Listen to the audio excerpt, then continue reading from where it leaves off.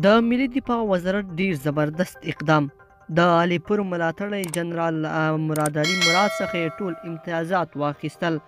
ملي دفاع وزارت له جنرال مراد علي مراد څخه امتیازات او اختیارات واخیستل چې تر دې وړاندې د یاد وزارت له لوري ورکړل شوي وو. یو شمیر باوري سرچینو صحیحون نیوز ته تایید کړي چې افغان ځواکونو جنرال مراد علي مراد له علیپور او نورو خپلسرو وسلوالو ډلو څخه د ملاتړ له کبله خلو سلا کړی دی او ټول امتیازات یې تر اخیستي دي. داسې هم د افغانستان اساسي قانون او نظامی قانون کې هیڅوک نشي کولی چې د نظام ضد او یا هم غیر مسؤله وسلوالو ډلو څخه دفاع او ملاتړ وکړي، خو مراد علي مراد د یو جنرال په صفت دا چاره ترسره کړې وه چې د افغان ځواکونو له لوري ترې صلاحیتونه واخیستل شول.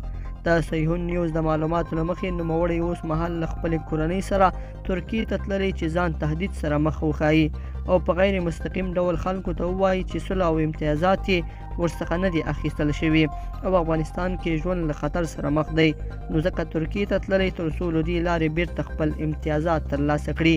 باید یادونه وشي چې علیپور د افغان هوایي ځواک الوتکه ویشتلې وه او د جنرال مراد علي مراد ورته په خپل کور کې پناه ورکړې وه چې اوس مهال د ملي دفاع وزارت له لوري مجازات شو. جنرال مراد علي مراد له ولسمشري د ټاکنو وړاندې د کابل ګارنیزون قومندان او وروسته بیا په انتخاباتو کې د رحمت الله نبیل د لومړي مرستیال په توګه ټاکل شوی و. لیدونکو په دې هیله چې دا مطلب به مو تر پایه لیدلی وي. که مو دا ویډیو خوښه شوې ویډیو لایک کړئ او چینل سبسکرایب کړئ. تر بیا ښه وخت.